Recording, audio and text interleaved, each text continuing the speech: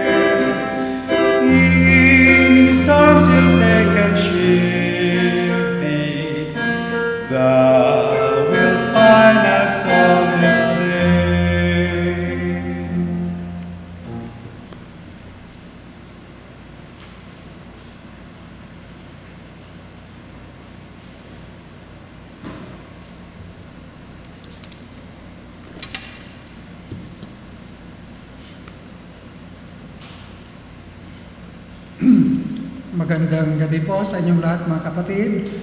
At napakaganda ang inawit natin na hymn. Yon ay What a Friend We Have in Jesus. At noong July 4, ang July 4 ay Independence Day doon sa Amerika. Ngunit sa atin ay Filipino-American Friendship Day. Kaya tinalakay ang patungkol sa kaibigan o pakikipagkaibigan.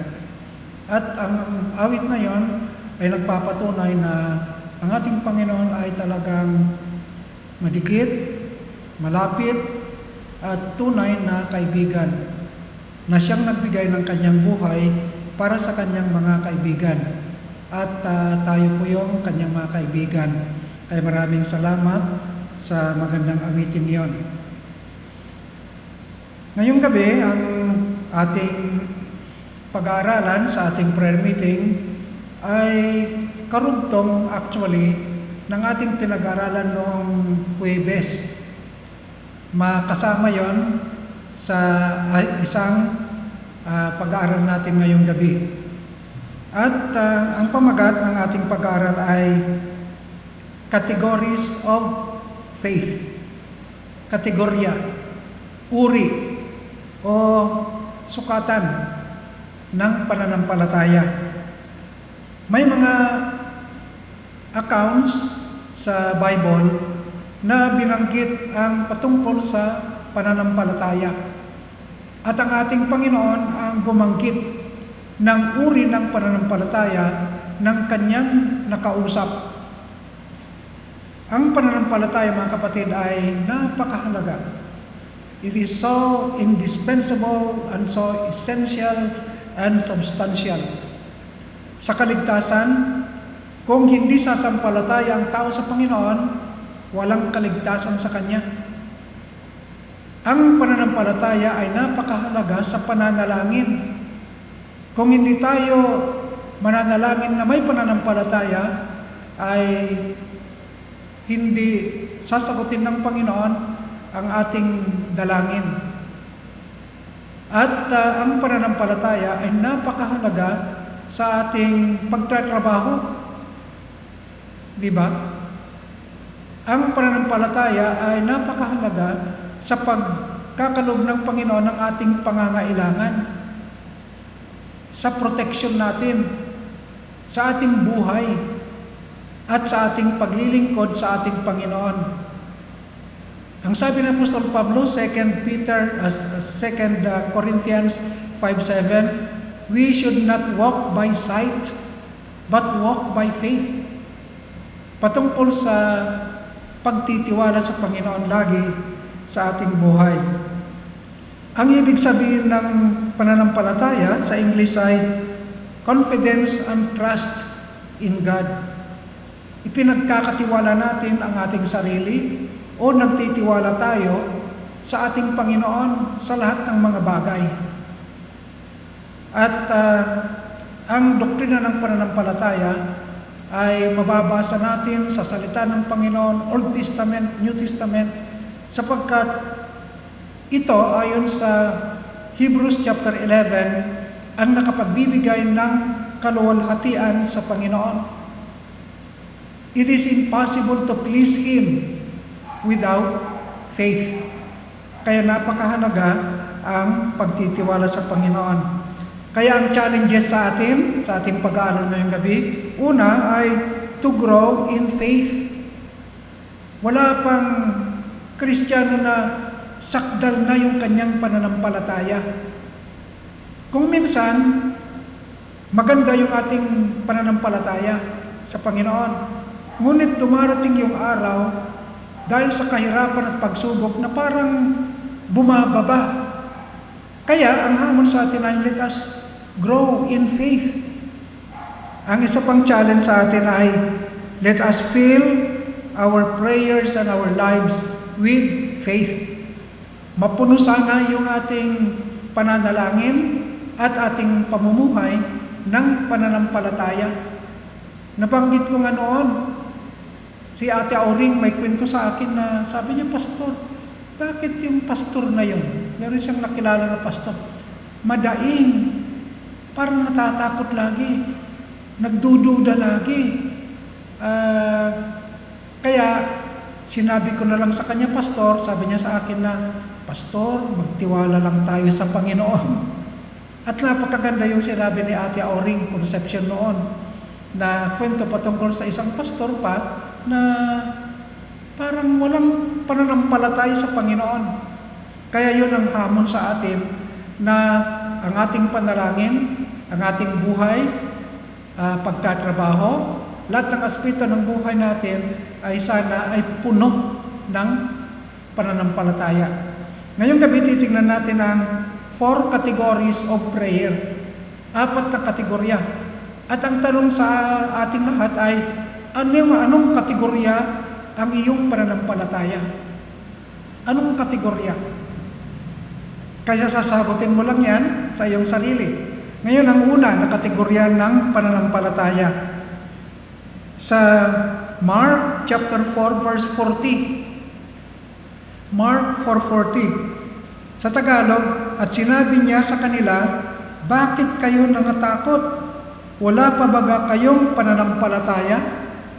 And he said to them, why are you afraid? Do you still have no faith? Yun ang sabi ng Panginoon. Ano yung account? Letter A, ano yung account? Ano yung kasaysayan o background dito?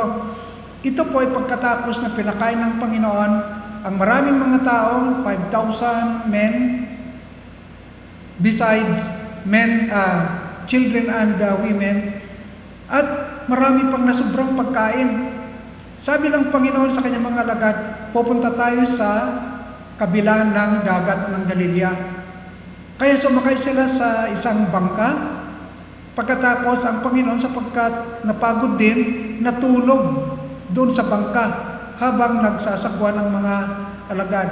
Nung nasa kalagitnaan na sila ng dagat, bumagyo, malakas ang alon, mahangin, at para silang makapsize na doon sa gitna ng dagat. Anong kanilang ginawa? Sila ba'y nagtiwala sa Panginoon? Sila ba'y nagsabi na, nandito ang Panginoon, natutulog, huwag nating gisingin? Pagod siya, magsagwan lang tayo. Magtiwala tayo sa Panginoon. O tayo manalangin sa Panginoon. At makaabot tayo doon sa pampang, sa kabila. Ayon sa sinabi ng Panginoon. Hindi. Ang kanilang ginawa, pinunta ng Panginoon dahil sa takot nila, dahil sa pagdududa nila, at ginising ang Panginoon. Yung sinabi doon ay, they woke up Jesus, hindi lang yung hinawakan ng Panginoon, na ginigising ang Panginoon. Ang ibig sabihin ay, they woke up vigorously. Talagang niyugyug nila ang Panginoon na natutulog. Hindi nila pinabayaan na natutulog. Natakot sila, walang pagtitiwala. Kaya, ang ginawa ng Panginoon, nung nagising, ay, anong ginawa niya? Letter B sa ating outline, Jesus stilled the storm. Nirebuke niya ang dagat at nagkalmado. Pati hangin, at nawala na yung hangin na malakas. Nawala ang bagyo. This speaks of the authority of Jesus Christ over nature. At nagtaka pa yung mga alagad. Sabi nila, sino itong taong ito na kahit ang kalikasan sumusunod sa kanya? Alam nyo, napakalaking moral lesson sa atin yon. Ang kalikasan, ang bagyo, ay sumusunod sa kanya. Tayo na mga tao, tayo na mga alagad, kung minsan hindi sumusunod sa ating Panginoon. At makita natin, letter C sa ating outline, Jesus rebuked them. Ito ay patungkol sa mga alagad. Anong sinabi sa verse 40? No faith. Yun ang unang kategorya.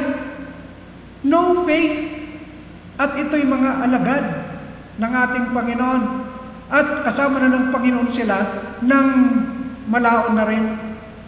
Ilang taon na. Sa gitna na ito ng ministry ng ating Panginoon. But still, they had no faith. Kung makikita nyo dun sa talata, why is it that you still have no faith? Nakita nila ang milagro na ginawa ng Panginoon sa pagpapakain ng mga tao na imposibleng pakainin. Di ba? Napakarami. Ngunit, nakita nila ang milagro na pakain sila lahat. Dapat yun ay naghatid na sila sa kanila ng tunay na pananampalataya sa Panginoon. Dapat lumakas na yung pananampalataya nila. Pero pagdating ng pagsubok sa gitna ng dagat, natakot sila. Walang pananampalataya. Kaya sabi ng Panginoon, why is it that you have no faith? Mga alagad, mga mananampalataya, maliban kay Judas, natural. Ngunit, sa oras na yun, walang pananampalataya. Kaya posible, nabanggit ko na ito noon sa isang mensahe, na ang tunay na mananampalataya sa Panginoon, dumating sa oras na kung minsan wala kang pananampalataya sa Panginoon, natatakot ka, nagdududa ka. Ang tanong ay, ganun ba tayo? Meron bang sakuna? Meron bang pagsubok na dumating sa ating buhay na natatakot na tayo, nagdududa, at wala na tayong pananampalataya sa ating Panginoon? Huwag naman sana. Ngunit kung umabot tayo sa oras na yan, ang gagawin natin, manalangin sa Panginoon na palitan ng Panginoon yung pagdududa at pagkatakot natin ng tunay na pananampalataya sa Kanya. Kaya no faith yung una. Pangalawa na kategorya, dito sa Matthew chapter 6 verse 30. Sa Matthew chapter 6 verse 30 sa Tagalog, babasahin ko sa Tagalog. Ngunit kung pinararamtan ng Diyos ng ganito ang damo sa parang na ngayon ay buhay at kinabukas ay ginagatong sa kalan, hindi baga lalong-lalo na kayong pararamtan niya o kayong mga kakaunti ang pananampalataya? So another category is little faith. Ano yung account dito? Ano yung background? Itong ang mga alagad, sumusunod sa Panginoon, kasama ng Panginoon, nakita nila ang ministeryo ng Panginoon, ngunit dumating yung panahon na meron silang takot at pagdududa.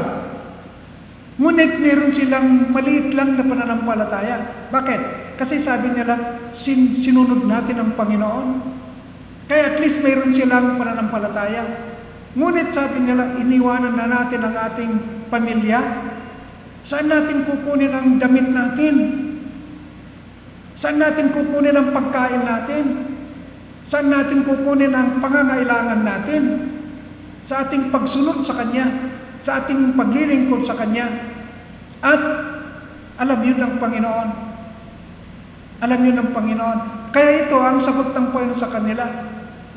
Kung paano pinararamtan, binigyan ng damit ang mga weeds o mga damo. Di ba ang mga damo nakikita natin, lalo ngayon na tagulan na, ay mausbong sila, maganda.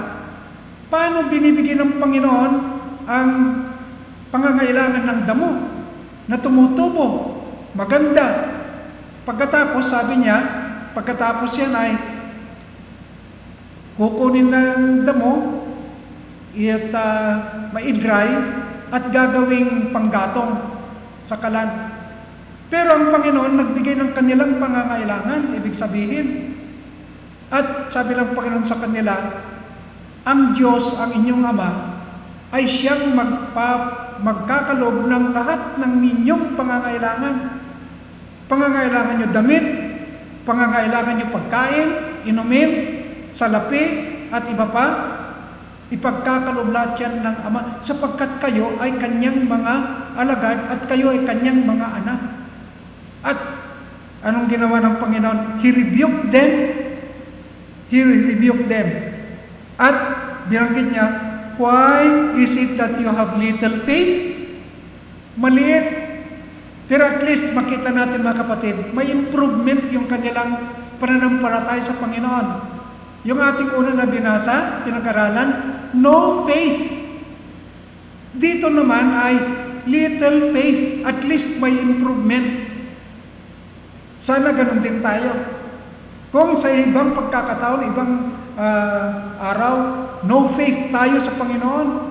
Grabing pagdududa natin, pagkatakot natin. Sana ay umadvance naman na maging little faith. Bagamat, hindi pa rin tama po yun. Na napakaliit at nagko-question at natatakot ka pa rin. Ang dapat na response nila ay, sabi nila, dapat nila na sumunod tayo sa Panginoon, tinawag tayo, tayo kanyang mga alagad, tayo ay iniensayo niya upang tayo maglingkod sa bayan ng Israel at sa mga tao. At tayo naniniwala na kahit iniwan natin ang ating pamilya iingatan ng Panginoon at ipagkaloob ang pangangailangan niya. Ganon din tayo. Huwag tayong mag-alinlangan sa ating damit, sa ating pagkain, sa ating inumin, sa kalakasan natin, kalusugan natin, sa lapi na gagastusin natin, at iba pa. Sapagkat ang Diyos ang ating Ama, ang Panginoon ang sinusundan natin at kasama natin. At Siya ay merong kapangyarihan na magkakalob ng ating pangangailangan. Pero dito sa account natin, nakita ng Panginoon ang kanilang pagdududa. Nagpo-question sila. Mga kapatid, ang kinausap dito ng Panginoon, yung una na kategorya, disciples. Pangalawa, disciples. Uma-apply sa atin na tayo din ay mga anak ng Panginoon. Pero sabi ko kanina, kung darating ang araw, ang panahon na may pagsubok tayo at meron tayong pananampalataya pero maliit, ang ating gagawin, humingi tayo ng tawad sa Kanya sapagkat ito hindi nakalulugod sa Kanya at manalangin na patibayin, palakasin, dagdagan ng Panginoon ang ating pananampalataya sa Kanya. Mga kapatid, nasubukan ko na ito. Doon ako'y president sa seminary. Siyempre, bilang presidente, meron ka mga projects. At isa sa project noon na binanggit ko sa Board of Trustees ay building. Kasi ang mga buildings namin noon tumatanda na. Kailangan mapalitan. At sinabi ko sa Board of Trustees na I am dreaming and planning of a 4-story building or at least malaking building. Ngayon, nung sinabi ko sa board yon, 4-story building, ang sabi ni Dr. Leones, thank you Mr. President, that's a good plan and we need buildings here because our buildings are already old, obsolete. Pero ang tanong niya sa akin, how do you get the money for the 4-story building? Ang sabi ko lang sa kanya ay panalangin, sir, at saka pananampalataya. Pero sa totoo lang, sabihin ko sa inyo, maliit yung pananampalataya ko noon. May project. Saan ko kukunin ng pera? But the Lord answered our prayers. Kasama din sila, mga faculty noon. At sabi ko sa Panginoon, Panginoon, dagdagan mo ang aking pananampalataya. Malaking proyekto ay maliit ang pananampalataya ko. Hindi ko alam kung saan galing ang pera na gagamitin. But the Lord is a God of miracles. Nakilala ko si Dr. Kempton, President ng ABWE, at nalaman niya yung project, plano sa BBSI. At sabi niya, Mr. Colyaro, nagkita kami doon sa Amerika. Sabi niya, there is a rich woman who would like to help you and for your project. At nag-donate ng $275,000 para doon sa building. Kaya ang Panginoon ay God of miracles. Kung malit ang pananampalataya natin, aminin natin at manalangin tayo na dagdagan ng Panginoon ang ating pananampalataya sa Kanya. Pangatlo na kategorya, yung pinag-aralan natin noong Thursday sa Matthew chapter 15 patungkol sa Syrophoenician woman. Pumunta sa ating Panginoon at nanalangin siya sa Panginoon na pagalingin ng Panginoon ang kanyang anak na babae na pinasukan ng demonyo at merong malubhang sakit dahil sa demonyo. At anong sinabi ng Panginoon sa kanilang pag-uusap? Babasahin ko sa inyo, Matthew chapter 15, verse 28. Ito ang sinabi ng Panginoon sa kanilang pag-uusap. Matthew 15:28. Nang magkagayoy, sumagot si Jesus at sinabi sa kanya, "O babae, malaki ang pananampalataya mo. Mangyari sa iyo ayon sa ibig mo." Kaya ang pangatlong kategorya ng pananampalataya, great faith. Sabi ng Panginoon, malaki ang pananampalataya mo. Ano yung account dito? Ano yung kwento dito? Ang Panginoon kasamang alagad ay nagkaroon sila ng rest a while doon sa Syrophoenicia. Nabalitaan ng babae ng Panginoon nandoon at dahil sa kanyang kabigatan na mapalayas yung demonyo sa kanyang anak at gumaling ang kanyang anak, pumunta sa ating Panginoon. Ang sabi ng Panginoon sa kanya, ang tinapay para sa mga anak, hindi para sa mga aso. Pero nakita niyo ang kanyang sagot na malaki ang kanyang pananampalataya. Anong sabi ng babae? Opo, Panginoon, ang pagpapala ay para sa mga Hudyo. Ngunit mayroon ding pagpapala para sa amin na mga hintil, kami na tinatawag na aso. Sapagkat ang merong mumo na nahuhulog sa dulang ng pamilya kung sila'y kumakain at yun ang kinakain ng aso. Kaya naintindihan ng Panginoon ang kanyang pananampalataya. At ano ang komendasyon? You see, not rebuke. Jesus rebuked the disciples because of no faith and little faith. Ngunit yung Syrophoenician woman, the Lord did not rebuke but commended her faith. Kaya doon sa binasa ko sa inyo, sabi niya, woman, malaki, dakilang pananampalataya mo. Mangyari sa iyo ang ibig mo. Ibig sabihin, ang iyong anak, gagaling na. Ang demonyo, pinaalis ko na. Umuwi ka na. Dahil sa kanyang malaking pananampalataya. So let us see in our outline, the daughter was healed. The daughter was healed. Ano ang dahilan? Ano ang sikreto? Great faith. Mga kapatid, malaki ang nagagawa ng malaking pananampalataya. Great faith, great blessing. Little faith, mayroon pa rin pagpapala ng Panginoon, but little blessing. No faith, mayroon pa rin pagpapala ng Panginoon, kasi maibigan ng Panginoon at mapagpala ng Diyos. Ngunit, hindi niya gusto yung no faith at saka little faith. Ang gusto niya ay great faith na katulad ng Syrophoenician woman. Makita niyo mga kapatid, yung dalawang kategorya, ang kausap niya, mga alagad niya mismo, mga mananampalataya na katulad natin. Itong pangatlo, kausap niya, hintil. Hindi Hudyo. Pero yung babaeng ito, mayroong malaking pananampalataya. Sana mayroong lesson na makuha natin dito. Nagayahin natin yung Syrophoenician woman na malaki ang kanyang pananampalataya sa Panginoon. At pinagpala siya ng Panginoon ayon sa kalaki ng kanyang pananampalataya sa Kanya. Kaya great faith, great blessing.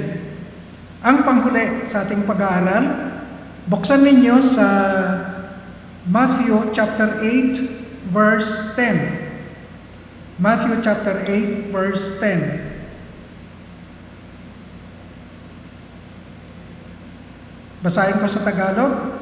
At nang marinig ito ni Jesus, ay nagtaka siya. At sinabi sa nagsisisunod, mga alagad, at mga tao siguro, katotohanan sinasabi ko sa inyo, na kahit sa Israel man, ay hindi ako nakasumpong ng ganitong kalaking pananampalataya. Ang pangapat sa ating pag-aaral, so great faith. So great faith, hindi lamang great faith, kundi so great faith. Grabing kalaki ng pananampalataya. At ito ay ang senturyon. Nung narinig ang account dito, nung narinig ng senturyon, sila ang senturyon, a commander of 100 soldiers. Nung nagtuturo pa ako sa seminary ng New Testament survey, merong tinanong ko, who is a centurion? Who is a centurion? Merong nagtaas ng kamay, sabi ko, yes. What do you think? What or who is a centurion? Ang sabi niya, sir, I think a centurion is one who has 100 years old. Oh, 100 years, sabi niya. One who is 100 years old. Sabi ko, dahil yung sinto. Oh. Pero hindi, sabi ko, okay naman nang sumagot ka, pero ang tama, a centurion is a commander in the Roman army who is in charge of 100 men. Itong lumapit sa Panginoon. At sabi niya, Panginoon, ang aking servant, na lalaki yon, yung servant, ay may sakit. At anong sabi ng Panginoon? Sige, pupunta ako sa bahay mo at pagagalingin ko siya. Ngayon, ang sinabi ng centurion ay ganito, Panginoon, hindi ako karapat-dapat na tumanggap sa iyo. Siguro yung bahay niya hindi masyadong malaki at sabi niya, hindi ako karapat-dapat. That speaks of his humility. Ang sabi niya, ako'y isang commander. Kung ano ang utos ko sa aking mga tauhan, sinusunod nila. Humayo kayo, humayo sila. Lumapit kayo, lumapit sila. Gawin niyo ito, gawin nila. Panginoon, sabi niya, just speak a word and I believe it. Magsalita ka lang, Panginoon. Sabihin mo lang na pagalingin mo, maniniwala ako. May pananampalataya ko, sasabihin mo. What is the commendation? Sa letter B sa ating outline, Jesus commanded o commended. May komendasyon ng Panginoon sa centurion. Sabi niya, wala pa akong nakita sa buong Israel. Mula nung nagsimula siya na maglingkod, ang ating Panginoon, hanggang sa panahon yan, walang Hudyo o Hebreo o Israelita na ganyan ang kanyang pagtitiwala. Hindi lang great faith. Anong sabi ng Panginoon? So great faith. So great faith. Kung may nangliligaw at sabihin niya, I love you. So, okay yun. I love you very much. Mas maganda yun. Or, I love you so much. Katulad ng John 3:16, makikita natin yung so. Yun ay sa grammar, adverb. Adverb of degree. Mas mabigat, mas malalim, mas maganda. God so loved the world. Dito, sabi ng Panginoon, so great faith. Ganong kalaki ang kanyang pananampalataya sa Panginoon. Anong sabi ng Panginoon? Ayon sa iyong pananampalataya mo, umuwi ka na. Ang iyong kasambahay o alipin o katulong ay magaling na.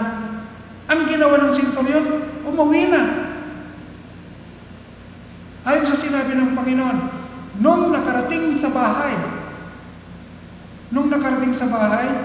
sabi ng mga sumalubong sa kanya, Mr. Centurion, ang katulong mo ay magaling na.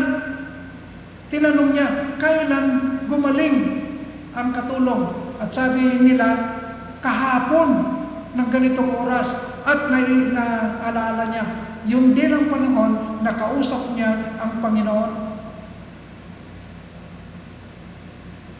Bakit nagkaroon ng ganong kalaking pagpapala? Dahil sa malaking pananampalataya ng Centurion. Mga kapatid, sa ating pagtatapos ay ang tanong ay, which kind of faith you are in? Saan tayo? Una, no faith. Believer, no faith. Pangalawa, little faith. O great faith. O so great faith. Yung dalawa ay the Lord is not pleased with those categories. The Lord is pleased with great faith and so great faith. Katulad ng sinabi ko kanina, kung ang ating pagtitiwala sa Panginoon ay nawawala, o maliit, humingi tayo ng tawad sa Panginoon. At humingi din tayo na ang Panginoon mahabag sa atin at bigyan tayo ng pananampalataya o dagdagan ang ating pananampalataya. Mga kapatid, tayo ay dapat na lumago sa ating pananampalataya. Ang aking tanong, kumusta ang inyong pananampalataya? Pananampalataya sa panalangin, pananampalataya na ipagkakaroon ng Panginoon ng ating mga pangangailangan, pananampalataya ng kalusugan at kalakasan, pananampalataya sa trabaho, pananampalataya na sustentuhan tayo ng Panginoon. Kumusta ang ating pananampalataya? Tayo manalangin. Dakilang Diyos, maraming salamat muli sa inyong salita naming tinalakay sa gabing ito patungkol sa kategorya ng pananampalataya. Panginoon, dumarating ang araw na dahil sa kahirapan, dahil sa pag-ubok na parang hindi na namin kaya, ay humihin ang aming pananampalataya, nawawala o maliit lamang. Patawarin niyo kami at ang aming dalangin ay dagdagan niyo ang aming maliit na pananampalataya. Katulad ng dalangin ng mga alagad sa Luke 17 verse 5 na sinabi nila, increase our faith. Ito rin ang aming dalangin ngayon, Panginoon, sa panahon ng kahirapan, sa panahon ng pandemya, at maraming pagsubok na dumarating sa aming buhay. O Diyos, dagdagan niyo, palaguin ninyo, palakasin ninyo ang aming pananampalataya sa inyo. Pagpalain ninyo ang inyong salita muli, bigyan ninyo kami ng kalakasan at kalusugan lagi, at maraming salamat sa pagdating ni Pastor Arman, ang aming intern, niyo siyang tulungan at pagpalain at kaming lahat, Panginoon. At kayo ang mag-control at gumabay sa aming lahat. Ito ang aming panalangin at pasasalamat sa matamis na pangalan ni Jesus. Amen. Thank you very much at patuloy tayong manalangin. Huwag natin kaligtaan na ang laging manalangin araw-araw, gabi-gabi, at lalong-lalo na itong prayer time natin, prayer meeting ng Thursday evening. At galangin natin ang mga nababasa natin na prayer request doon sa secret room, prayer room, at sa ornaments of grace, at sa atin dito sa church, sa mga leaders natin, mga manggagawa natin, mga pastors, mga missionaries, at iba pa, ang mga may sakit ay huwag natin kaligtaan. Ang mga Oberes family, igalangin natin sila, ang mga kamag-anak sa Amerika ay meron pa rin sakit, at iba pa na merong karamdaman. Maraming salamat po at magandang gabi sa inyong lahat.